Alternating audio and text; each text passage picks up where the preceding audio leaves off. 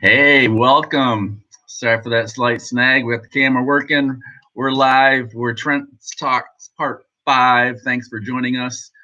Uh, these are available on YouTube, always after the fact at Lansing Campus Life on our channel. If you have anyone to pass them on to, run a small group with them, whatever. But glad to see you here this morning. We are in the 5th week. Have seen Jesus in action doing little things like water into wine. We're looking for those key phrases, and that one it was do whatever he tells you. Mary told the disciples when Jesus said it wasn't the right time for him to do something, then of course he did. And sometimes we wait, and the key is to obey, do what he says while we wait, and the results are worth the wait.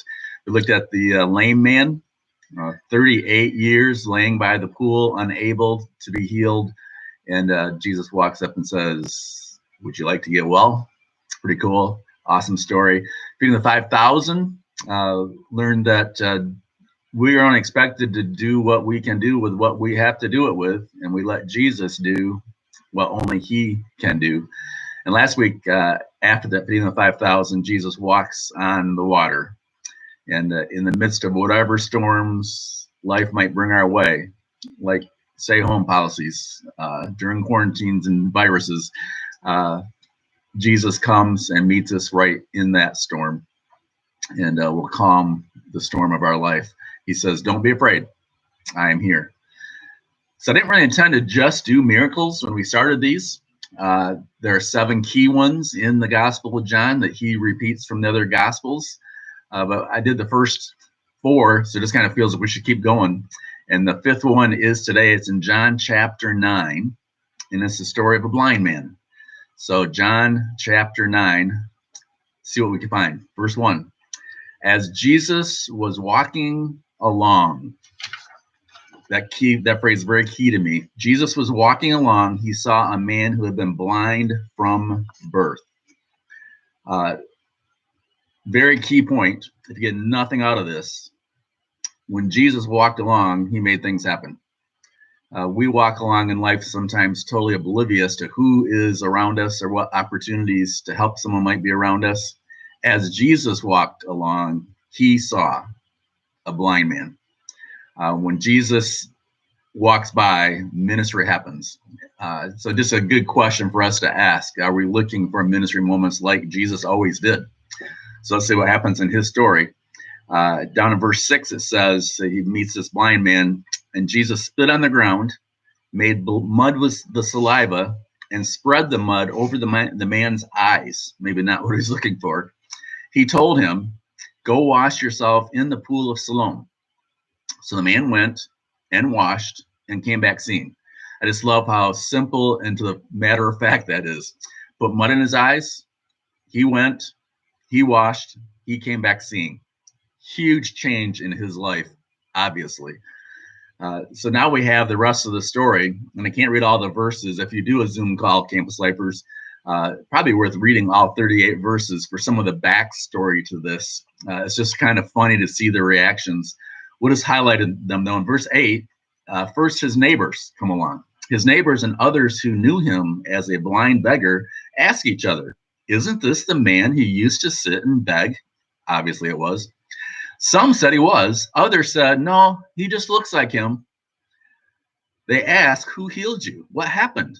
So he told them, the man they called Jesus made mud, spread it over my eyes, and told me, go wash in the pool of Siloam. So I went and washed, and now I can see. Again, simple and to the point. And the neighbors are saying and said, well, no, maybe it's not really him. It just looks like him. So we shouldn't be surprised when we see God work in our lives that some people will try to nitpick the facts and kind of discredit your faith, perhaps, or doubt that God made a difference in his life or provided for you in a special way when clearly he did. So don't let them get to you. The second group is the Pharisees. Now, these are the religious leaders. You would think they would be excited about God through Jesus changing somebody's life. Let's see what they say. This is down in verse 13. Then they took the man who had been blind to the Pharisees.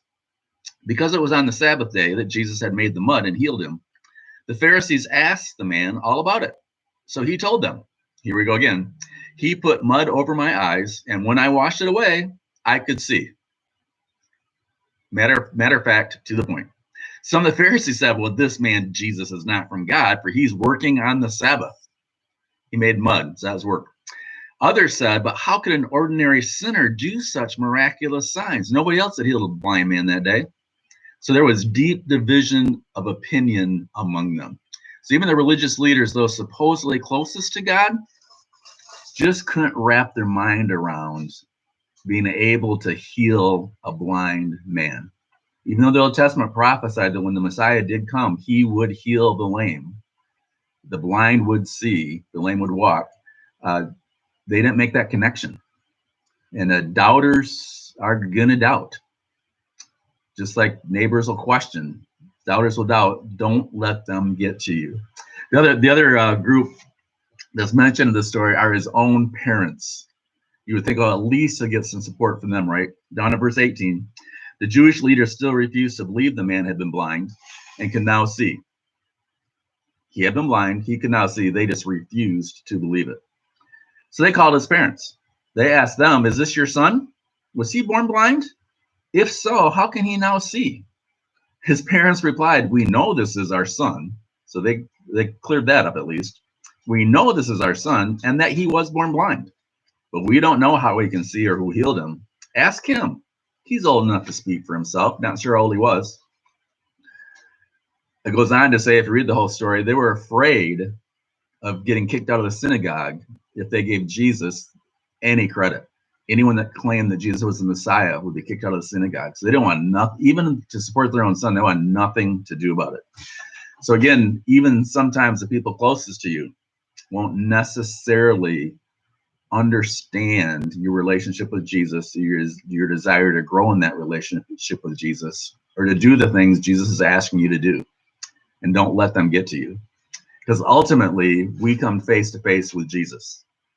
And after a little bit, if we jump down, actually, the one more interaction, verse 24. So the second time, the Pharisees called the man in who them were blind and told him, God should get the glory for this, because we know this man, Jesus, is a sinner. The man replies, I don't know whether he's a sinner, but I know this. I was blind, and now I see. So it's a great challenge for us to stand up and say, Jesus changed my life. My life is better because of what Jesus did for me. And then the blind man actually meets Jesus in verse 35. When Jesus heard what had happened, he found the man. He heard what had happened. His friends are questioning. The Pharisees are doubting. His parents are basically disowning. When Jesus heard what had happened, he found the man and asked, do you believe in the Son of Man? The man answered, who is he, sir? I want to believe in him. You have seen him, Jesus said, and he is speaking to you. Dun, dun, dun. Yes, Lord, I believe, the man said, and he worshiped Jesus. He acknowledged that Jesus was God, the Messiah. So another huge miracle, just as Jesus was walking along, wherever Jesus went, he saw needs and lives were changed. 2 quick applications. Are you letting him connect with your life in such a way that he's changing it? And secondly, as you walk along, what are you seeing? What are you noticing? Thanks for being here. See you next week.